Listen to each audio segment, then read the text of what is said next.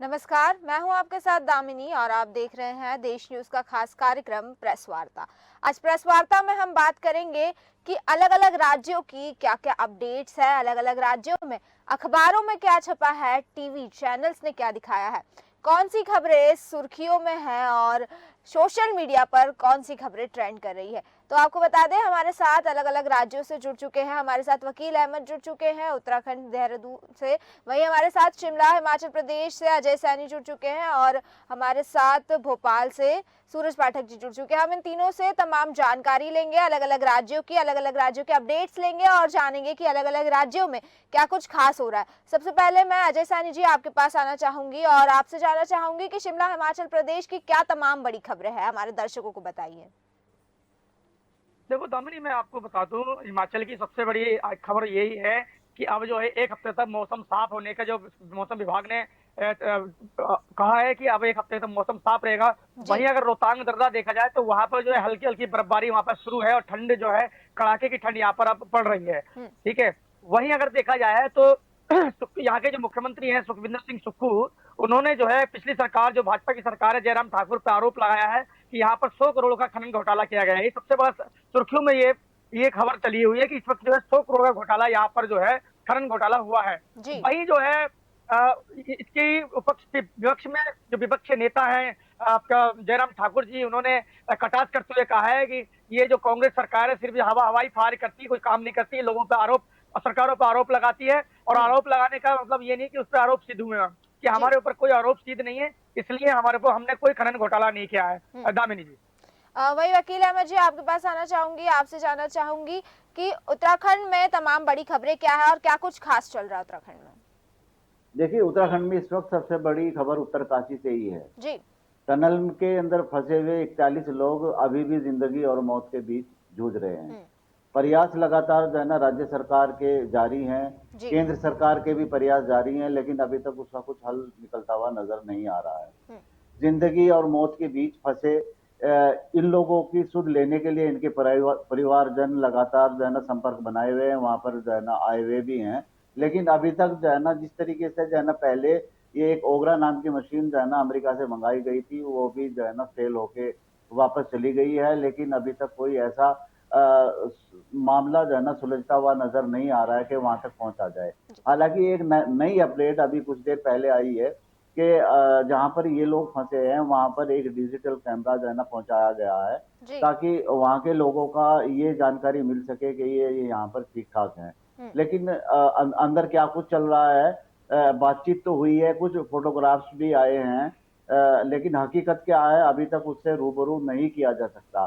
सवालिया निशान सबसे बड़ा ये है कि 12 तारीख से अब तक क्या कुछ जो है ना अपडेट रहा, और अपडेट में लगातार कोशिश ही अपडेट है, जी। और कोशिशों के बावजूद अभी तक जो है ना वो लोग जो है ना जिंदगी और मौत के बीच जूझ रहे हैं। हम्म। कल विपक्ष के जो जो नेता प्रतिपक्ष है यशपाल आर्य का भी वहां पर दौरा हुआ है, जी। और उन्होंने साफ तौर से इस बात को लेकर एक ट्वीट भी किया है कि राज्य सरकार ने कुछ फायदे के लिए लोगों की जिंदगी को जो है ना दांव पर लगा दिया गया है। जिस जी। जिस कंपनी को ये टेंडर दिया गया था वो ऑलरेडी ही ब्लैक लिस्टेड कंपनी थी, हम्म। लेकिन एक निजी फायदे के लिए उस कंपनी को जो वहां पर काम दिया गया था, इतना बड़ा काम था, इतनी बड़ी टनल बननी थी, लेकिन टनल बनने के बावजूद जो है ना जो एक सिक्योरिटी के कुछ इक्विपमेंट होते हैं वो उस कंपनी के पास बिल्कुल बिल्कुल नहीं थे। जी। ये अपने आप में एक सवाल भी बनता है कि जब इतना बड़ा प्रोजेक्ट लिया है तो हम्म। कम से कम आपदा की स्थिति से निपटने के लिए कुछ इक्विपमेंट ऐसे होने चाहिए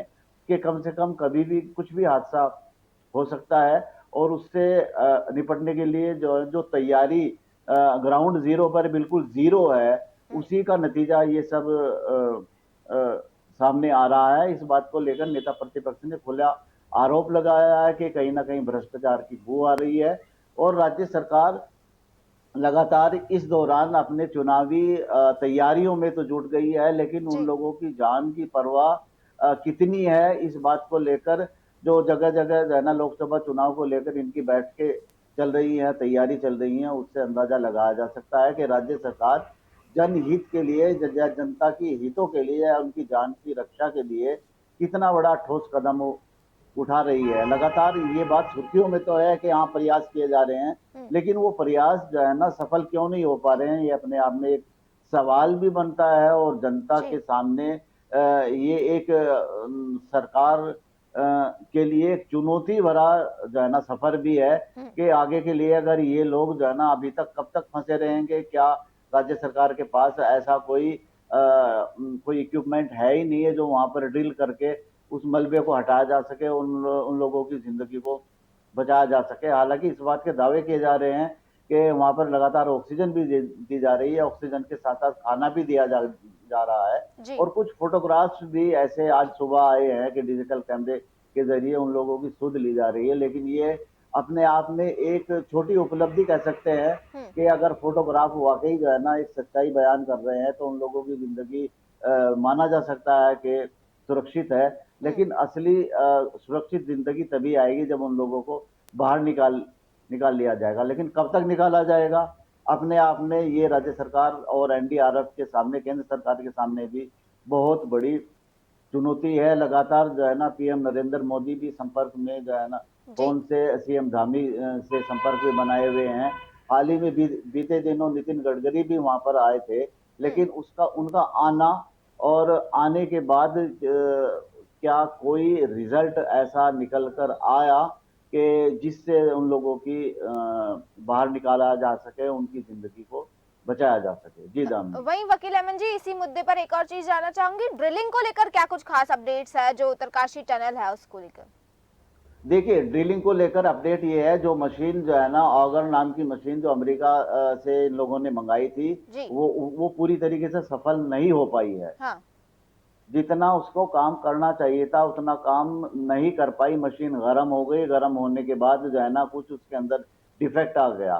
तो ये इक्विपमेंट इतना सफिशिएंट नहीं था कि जो उन लोगों ने वहां पर जो है ना मंगाया, जो रेस्क्यू टीम ने मंगाया। इसके बाद ये भी चर्चाओं में था कि जो है ना इंदौर से एक मशीन और मंगाई जा रही है, लेकिन वो जी। अभी तक वहां पर पहुंची या नहीं पहुंची पूरी तरीके से जो है ना खाली सुनने में आ रहा है। अपडेट में ये अभी कुछ नहीं है कि हाँ क्या कुछ सच्चाई क्या है, क्योंकि कुछ अपडेट और कुछ तस्वीरें ऐसी आ रही हैं कि सोशल मीडिया पर तो कुछ सच्चाई आती है, लेकिन स्ट्रीम मीडिया जहाँ तक है वो इस बात को लेकर जो है ना बड़ी बड़ी सुर्खियां देती हैं कि हाँ कोशिश की जा रही है, जैसे जी। डिजिटल कैमरा वहां पर पहुंचा दिया गया है, जानकारी मिल रही है। लेकिन हकीकत में दामिनी जो है ना तब ये बात कब सत्यता होगी जब वो लोग सकुशल जो है ना वहां पर बाहर आ जाएंगे, जी। क्योंकि परिवारों को चिंता है। परिवार लगातार वहां पर संपर्क बनाए हुए हैं। और एक बात और सामने आई है, जितने भी परिवार जो लोग फंसे हुए हैं उनके परिवारजन हैं, वो चाहे बिहार से आए हैं, मध्य प्रदेश से है, कुछ बंगाल से भी है। तो जी। उन लोगों की जो रहने की व्यवस्था है वो व्यवस्था जो है ना बिल्कुल बेकार है। ना उनके लिए कोई रहने की ना खाने की कोई वैकल्पिक व्यवस्था वहां पर नहीं की गई है। दावे किए जा रहे हैं कि हाँ हमने ये सब कुछ किया है, लेकिन धरातल से कुछ तस्वीरें और कुछ बयानात ऐसे भी आ रहे हैं कि वो लोग वाकई जो परिवारजन है, अपने जो जिनके फंसे हुए हैं वहां पर रिश्तेदार, जी। तो वो लोग काफी काफी कुछ परेशानी में हैं। जी जी। दामिनी। वहीं हमारे साथ सूरज पाठक जी जुड़ चुके हैं भोपाल मध्य प्रदेश से। सूरज जी, मैं आपसे जानना चाहूंगी कि मध्य प्रदेश की क्या कुछ तमाम बड़ी अपडेट्स और क्या कुछ खबरें आज सुर्खियों में हैं? सूरज पाठक जी।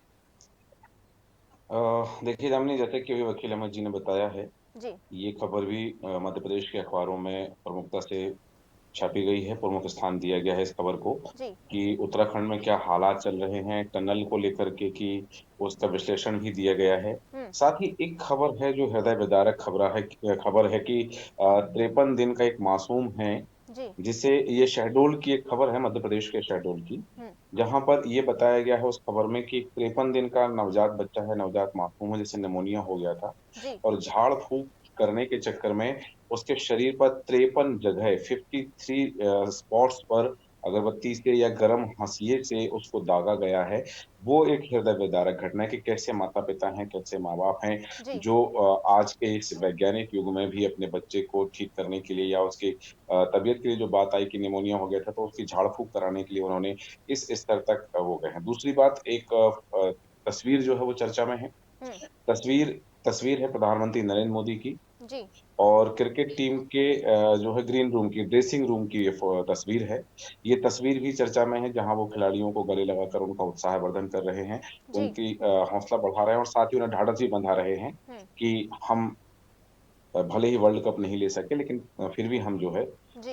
हार के उस कगार पर, उस मोड़ पर नहीं है कि जहाँ शर्मनाक स्थिति का सामना करना पड़े। जी। और प्रधानमंत्री नरेंद्र मोदी की ये जो तस्वीर है, ये तस्वीर भी चर्चा का विषय है और अखबारों में प्रमुखता से इस तस्वीर को स्थान दिया गया है। वहीं बात करें कि मध्य प्रदेश की सियासत को लेकर के जी। एक खबर है, जो अखबारों में प्रमुखता से जिसको स्थान दिया गया है, वह खबर है कि सरकार बनने वाली है 3 तारीख को, जिसकी भी बने, चाहे सत्तारूढ़ दल ही वापस सत्ता में आए या जी। फिर सत्ता परिवर्तन हो, जो भी स्थिति हो, मध्य प्रदेश के प्रत्येक व्यक्ति पर, जो बच्चा आज जन्म ले रहा है, उस पर भी लगभग 40,000 रुपए से ज़्यादा का कर्ज है। क्योंकि मध्य जी। प्रदेश पर का 3,85,000 करोड़ का कर्ज जो है, हुँ। यह कर्ज का आंकड़ा दिया गया है। और ये जी। बताया गया है कि मध्य प्रदेश में विकास कार्य अब कैसे हो सकते हैं, उसका एक आकलन किया गया है, क्योंकि इतने राशि का जो कर्ज है, जी। उस कर्ज के बाद में अब क्या विकास कार्य किस गति से चलेंगे। जी। दूसरा एक और बात है, ग्वालियर की घटना है जहाँ पर दिन दहाड़े हुँ।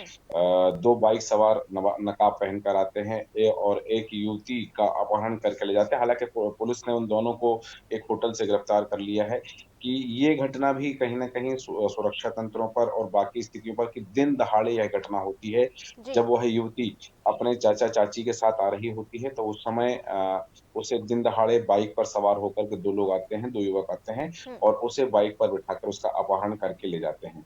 यहीं हम बात करें कि यदि तो जो सियासत चल रही है वर्तमान में, हुँ। सियासी समीकरणों को देखते हुए बहुत सारी खबरों को अलग-अलग एंगल से प्रकाशित किया गया है। जी। एक बात इसमें ये है कि मध्य प्रदेश के छतरपुर जिले की राजनगर विधानसभा सीट पर हुँ। जो हादसा हुआ था, जो जो प्रत्याशी हैं उनके ड्राइवर या व यूँ कहें कि उस समय वो गाड़ी चला रहे थे, हालाँकि सलमान नाम था जिनका, जी। और उनकी हत्या का जो मामला आया था, वो वहाँ के कांग्रेस के पार्षद भी हैं। उनकी हत्या का जो मामला आया था, उस खबर में एक नया मोड़ आया है कि पहले जहाँ भारतीय जनता पार्टी के प्रत्याशी पर हत्या का मामला दर्ज किया गया था, वहीं अब कांग्रेस के प्रत्याशी पर भी हत्या करने का प्रयास सहित अन्य धाराओं पर मामला दर्ज कर दिया गया है। इसमें एक नया मोड़ ये आया है। जी। दूसरा, कि ये जो पूरा घटनाक्रम हुआ था, जिस दिन मतदान था, 17 तारीख की बात है, 17 नवंबर को यह पूरा घटनाक्रम हुआ था राजनगर विधानसभा सीट पर। और उस समय एक चीज़ वहाँ ये देखी गई थी कि जो कांग्रेस के प्रत्याशी हैं विक्रम सिंह नाती राजा, वो फूट-फूट कर रोए थे। अब उन्होंने दर्द बताया था। उन्होंने बताया था कि वो प्रत्यक्षदर्शी हैं और उनके सामने ये पूरा घटनाक्रम हुआ कि जब जी। वो जा रहे थे, तब वहाँ पर भारतीय जनता पार्टी के जो प्रत्याशी हैं वो आए और अपने समर्थकों के साथ में उस समय जो वहाँ उनके साथ गाड़ी चला रहे थे, सलमान जिनका नाम था, हुँ। और वो वहाँ के पार्षद हैं, जी। कांग्रेस के पार्षद हैं। तो उनके ऊपर गाड़ी चढ़ा दी और कई गाड़ियाँ उनके ऊपर से निकली और एक नाम और उन्होंने लिया था जो उस विधानसभा क्षेत्र के युवक कांग्रेस के अध्यक्ष हैं, उनको भी चोटें आई थी। इस तरह की जो घटनाक्रम था, उस घटनाक्रम में नया मोड़ अब ये आ गया है कि एक दिन पहले ही भारतीय जनता पार्टी के प्रदेश अध्यक्ष वीडी शर्मा पहुँचे थे इस प्रकरण को लेकर के और ज्ञापन भी सौंपा था। सियासत इस मामले को लेकर के जी। बहुत तेज हो रही है। यही एक मामला नहीं है, रहली विधानसभा का मामला है, शिवपुरी विधानसभा का मामला है, जहाँ कुछ इस तरह की घटनाएँ हुई थी, जहाँ हिंसा जनित घटनाएँ हुई थी मतदान के दौरान, तो अब उन घटनाओं पर सियासत हो रही है। जी। भारतीय जनता पार्टी आरोप लगा रही है कि ये कांग्रेस की गंदी राजनीति है और कांग्रेस कह रही है कि भारतीय जनता पार्टी अपने अहंकार में भरे हुए सत्ता में बने रहने के लिए किसी भी हद तक जा सकती है। जी। तो सियासत की कुछ इस तरह की खबरों को भी वरीयता दी गई है और राजनीति की इस तरह की खबरें जो हैं अखबारों में उनको प्रमुख स्थान दिया गया है।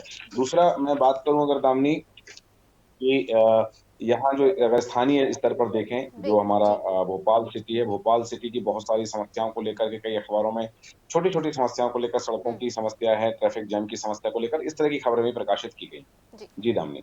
वही मैं शिमला का रुख करना चाहूँगी। अजय सैनी जी, आपसे जानना चाहूँगी, हिमाचल प्रदेश में अगर राजनीति की बात करें तो किस तरह से खबरें सुर्खियों में आ रही है और कौन-सी ऐसी तमाम खबरें हैं जो राजनीतिक गलियारों में हलचल मचा रही है?